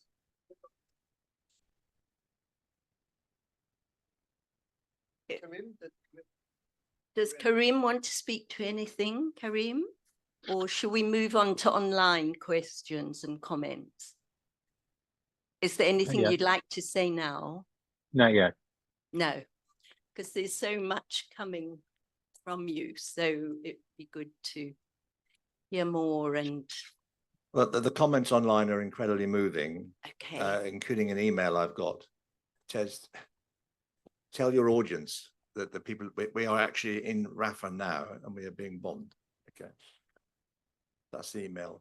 And one or two people are saying, whilst we talk, we are being bombed at this moment. So I wanted to pass that on.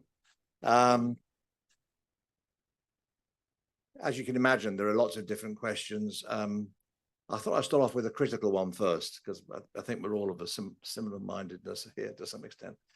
I think the day's paper blurs Hamas on the one hand with the Palestinian movement on the other. In order to understand Hamas, one would have to understand Iran's role in the region, as well as the penetration of Nazism in the 30s and 40s in the Arab world and the alliances that are made. The other point is that just because one uses a psychoanalytical vocabulary, it does not mean that the papers presented are psychoanalytical ideological positions. Ideological positions are being expressed. My words do not mean that I don't have a huge concern for what is happening in Gaza, the West Bank, and Israel, but there is no question for me that the views being expressed are political perspectives and should only be recognized as such. And Sonia writes back rather angrily, do you have a psychoanalytical monopoly to think about how you are impartial? You don't sound impartial. 35,000 massacred Palestinians, mainly women and babies, and you want to deflect off it all back onto Hamas. Okay. Lots of appreciation of Karim's paper, very much feeling that it was from the heart, and I really did feel that. And so many messages, some from Palestine here, which I don't think I can read out without actually becoming too emotional. So I'm going to go on to something else. This is from Flavia. Well, I could, but I'm not going to. come on. We held the illusion based on the original birth of psychoanalysis. This is Flavia Donati, that we had a common ground, the supposed roots in science. But we have to observe that in the psychoanalytical societies, our frameworks are very different, based on our very different and often opposite understanding of social, economic, and cultural readings of society. Here I say. Our criticism of colonial roots, our understanding that social suffering and injustices are unhealthy also for the entire society, and the violations of international law, etc., etc. Our psychoanalytical societies are paralyzed. Maybe we should just acknowledge this and divide within the professional bodies in more representative ways and begin to make a difference with our interaction with society. Now we are silent and paralyzed, she says. Maram Barakat says, when companies are partaking in funding or supporting an occupied state that actively dehumanizes an entire state and is currently committing a genocide, yes, you partake in boycotts, since these companies are enabling indirectly or directly what's happening. So when you put financial pressure, that pushes the company to reconsider its values and choose to divest their money, hopefully. This is how advocacy and activism works. Companies that do not support this will not be effective. David, if I may interrupt you, I actually do have a request. Excellent. It's possible. Yeah. Would it be possible to hear from some of the people in Palestine? I know that would be hard. That's hard for everyone, but if they are online and if they are speaking, yeah, I would like to hear their voice, please. Yeah. Is there anybody online who'd like to? I think we can raise a hand. Luke, if you could, is there anybody who wants to raise a hand who's speaking to us from Palestine?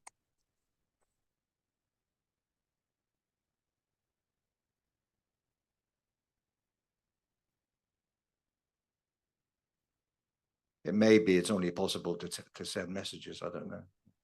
Okay, that's fine. I just wanted to make sure. There's somebody with a hand there. Up, can you possibly unmute them?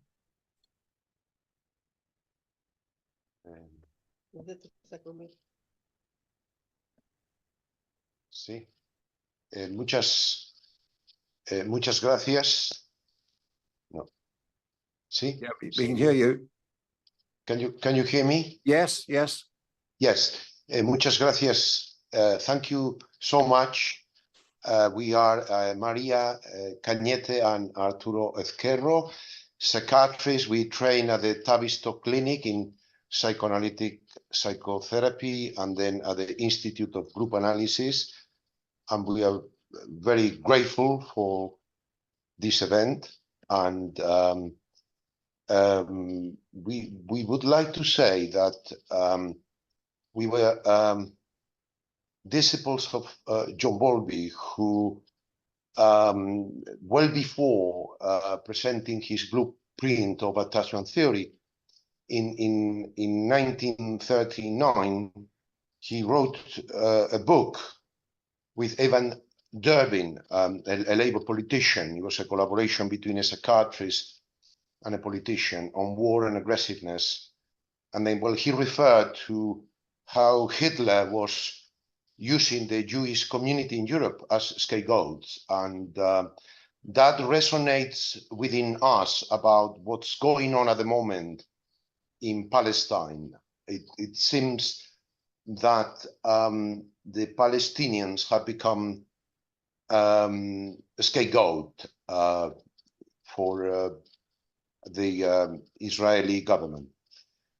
As well as expressing our gratitude because you have been brave enough to stand up for humanity. And we will always remember this day. We would like to say that we have been working in the last 7 months and we have published a number of articles. And the last one is a simple article trying to explore how unresolved trauma, unresolved collective trauma can be transmitted from generation to generation. And we have decided to give this last work a title, Unresolved Collective Trauma is an Obstacle for Peace. I will leave it like that because I would like to hear more people. And I very much hope, I mean, I feel awfully sorry. I have a sort of horrendous fantasy that perhaps no one from Palestine can connect with us. And sometimes I feel ashamed of being a human being when I contemplate the massacre, the ongoing massacre, day after day. Okay, I'm sorry, I'm becoming a bit emotional. Thank you. Thank you.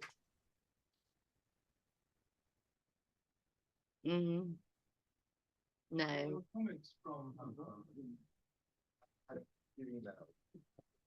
Obviously can't communicate via. There's a few emails that they can't communicate, but they say things like, I'll give you an example. We appreciate your chat, but babies are being blown to thousands of pieces at this moment. You know, it's that sort of thing. And Rafah is being bombed at the moment. That's what they're saying. As someone was saying, what can we do to be active? Those are important emails, aren't they? Because they're grounding us in the reality. Yeah, we're able to talk.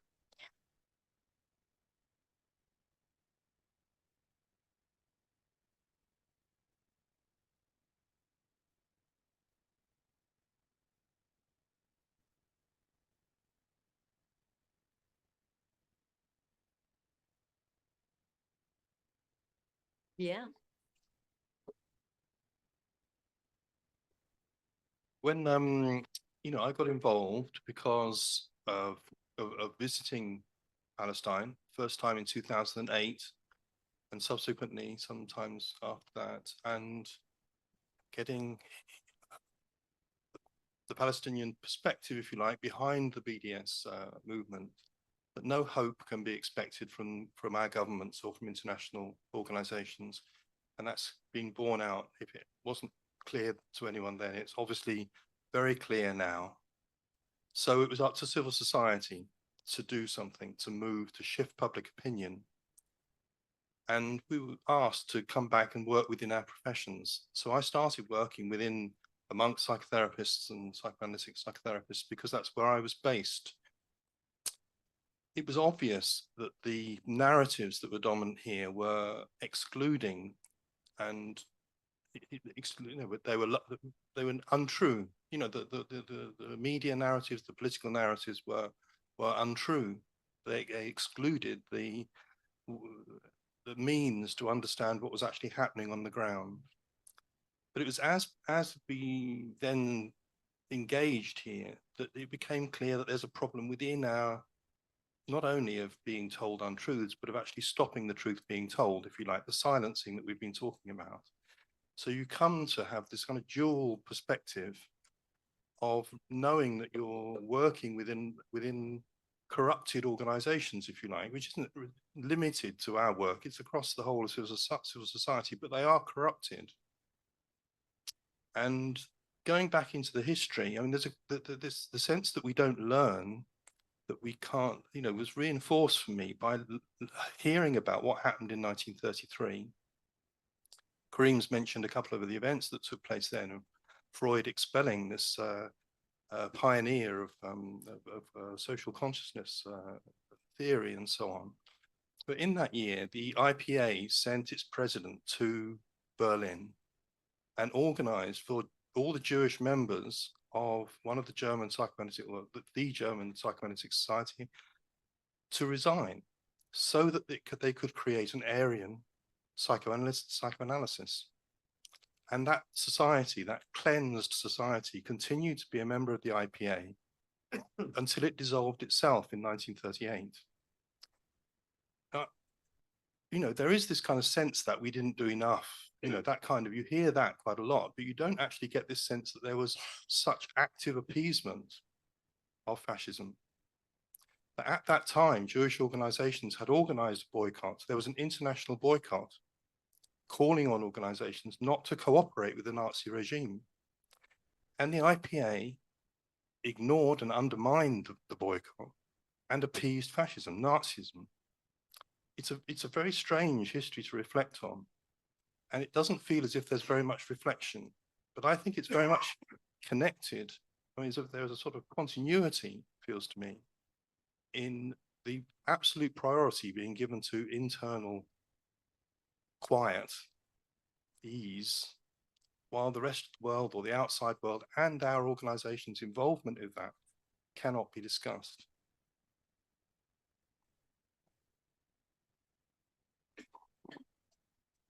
Thank you, Martin. Kareem, did you want to respond to what you've heard? I think the email from Rafa is really important to think about. The babies are being blown to pieces as we sit here and we talk, and the group, you know, helplessly says, well, there's nothing we can do about that. Let's keep talking. And I think that's worth pausing, because I think in some way we need to be disrupted. We need to allow for our normal way of being and our normal discourse to be disrupted.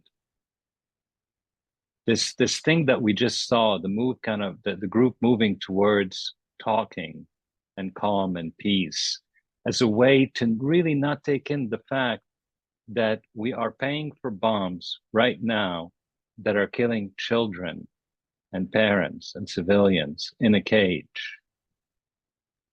I think that disjunction needs to disrupt us in some way. And because we're psychoanalysts, hopefully we can find ways to use that disruption for new ways of thinking and relating and interacting with each other and with our organization. it's very, you know, I come to this group, you know, and at some point I start to feel like I don't want to be part of the group. I was in another group the other day. We were all sitting down, all psychoanalysts, we're all successful and, you know, have big practices, and we're talking about our vacations, what we're doing. And I feel a sense of utter shame, a sense of disgust. I don't want to be part of the group because there's a reality that's being extruded from our minds. There's a disruption that we're keeping outside of us when it really is on the inside. So I guess the big thing I want to say to you is,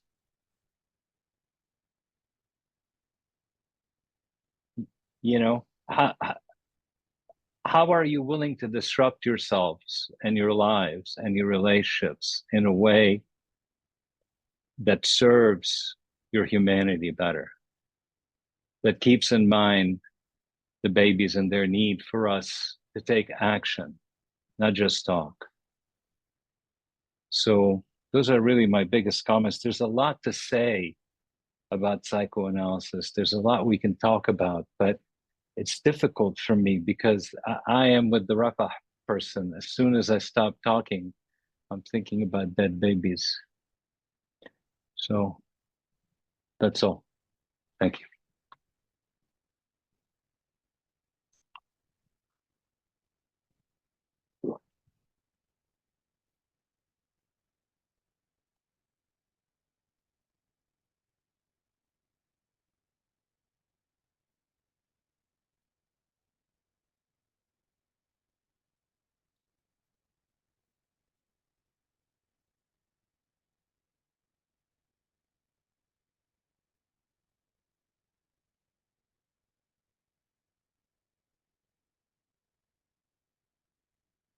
I think we need to go back to our organization with a renewed vigor, saying what's happening is unacceptable.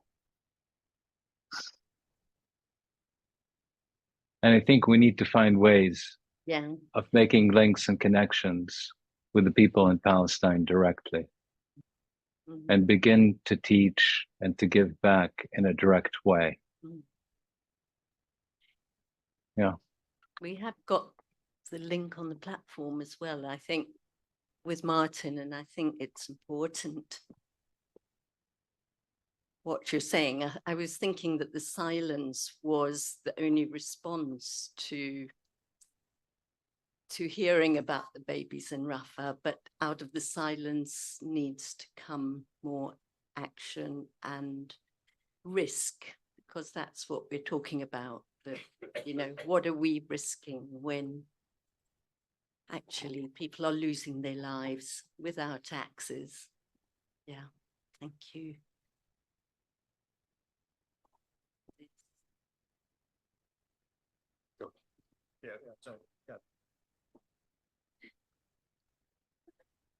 I mean, how far are we prepared to rupture our own organizations and indicate that people, you're in a body and people still support Israel, that they're not someone you're going to have to dinner?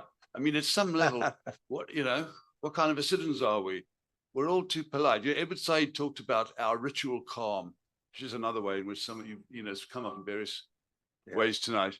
But, you know, we have to make ourselves a pain in the ass, firstly in our own organization. If you can't make any impact on the IPA, for Christ's sake, what are you going to do? Yeah. I mean, how obnoxious are you prepared to be to do this? Because, you know, there'd be a lot of people who wouldn't support you. And most health professional bodies are conservative with a small c kind of thing. I often feel doctors don't have a social activist bone in their bodies, 99 out of 100. Yeah.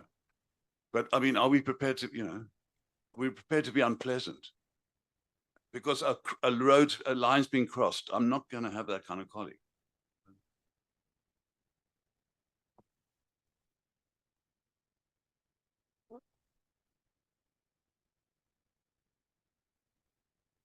A couple of minutes left. David, did you want to say anything, or were you? I think I've got very little to say. One thing that's going through my mind a bit is we got together this evening to have a conversation about something, and I don't think we should feel too ashamed of that. It's limited what we can do. Hopefully we take things away from it, what we do with that in our own organizations or elsewhere that one can do. So I think one has to choose. And I don't think we should necessarily think that as psychoanalysts and psychotherapists, we will find within our professional community the most productive place to do our work. But obviously we should do do what we can. But one of the things that's been going through my mind a bit is well, two things. One is that in 1967, there was a cartoon in the Morning Star. And that was during the 67 war. And I wanted to find it but bring it, but I wasn't able to bring it. But in the cartoonist has tanks. I think they're on the Golan Heights. And they have the Star of David on them. And the barrels of the guns are pointing down to refugee camps. And in between the tanks are figures in Belsen uniforms, ghosts from Auschwitz and Belsen. And they're looking on and they're covering their eyes and they're going, oh no, oh no. In other words, oh no, please, not in our name. And I suppose one of the most, who's spoken most about it is Norman Finkelstein, who wants to speak for the desecration and the callous utilization of the Holocaust for these purely nationalist aims. So that's been, you know, in my mind. I don't think it has any obvious thing to do with it apart from to be aware of it.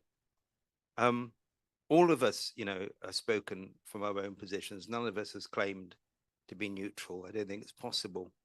Neutral would be a highly problematized position in this situation. And I think the way I see it is that I use my psychoanalytic understanding to inform my political position and vice versa. But obviously, I cannot claim some higher psychoanalytic authority and say this is some ultimate truth and I'm a psychoanalyst. I wouldn't wish to be misunderstood. And of course, the large majority, at least in the world that I know, of psychotherapists and psychoanalysts are broadly speaking liberal left, tend not to get involved in these kind of causes and will need quite a big push to feel that it's necessary to do so. So I suppose I think we should do what we can, but I don't think we should necessarily expect that much.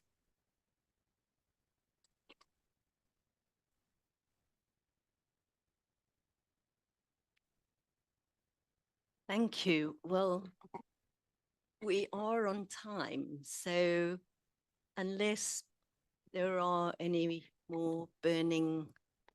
I mean, there is some hope. I mean, somebody sent a message in here saying, it's Joel Whitebook, speaking as an American, the first sign of hope has been how quickly the student protests have spread in America. Yeah. It's a sign of a deep generational split across a broad range of issues.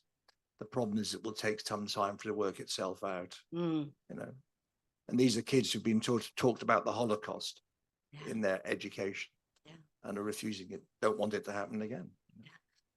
Yeah. And these are the people, I was thinking of Black Lives Matter and the series of events that have happened. And this is in some ways, the feelings are not coming out of the blue. They're coming out of an awakening to injustice and inequality and racism in our Western societies. So I think that this is where we are now. And I think that's a lot of the momentum behind it. I think it's also very important. I think it's also very important that we can fall into thinking this is, as someone said, this is not a war between Israel and Hamas. It's completely, or a conflict. These are the wrong words. But it's not, in a way, either. The stage is Israel-Palestine, but it is a geopolitical event. The war could stop tomorrow. Stop tomorrow if Israel wasn't armed, and it's armed by us, America, and Europe, Germany, and so on. So we have to always keep that in mind, that there's a huge geopolitical event with many huge interests playing their part in the slaughter. spectre of Trump who will carry on. Right. Be hard to be worse than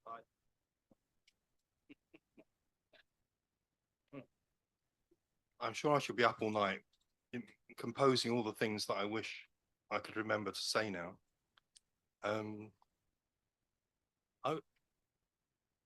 I think it is important that we think of ourselves as part of civil society and do what we can to see that that is founded on some commitment to human rights, to international law, which was established in the aftermath, as I understand it, established in the aftermath of the struggle against fascism and the defeat of fascism, to set some limited sort of framework for acceptable standards of behavior, morally and ethically.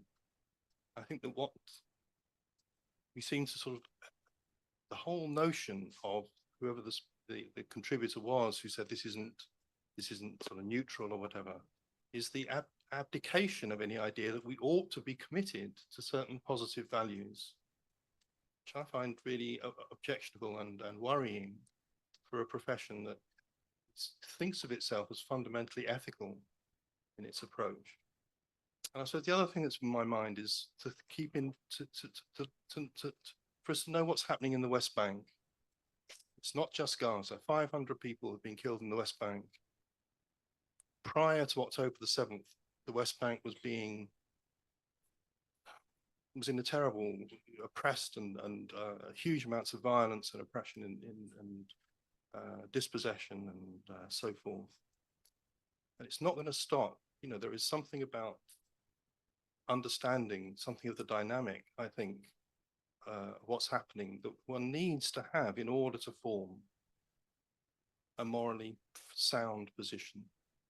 So the study of other things and that we need to incorporate, as David was saying, political understanding that is incorporated with one's professional outlook seems to me really important.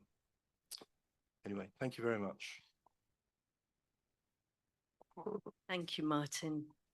So I think we're going to draw to a close, and I think we can agree that going out into the lovely London night, we will take those children with us in our hearts and do what we can to help in any way we can. So thank you, Karim, for joining us. Thank you very much. Thank you very much And for asking me to speak.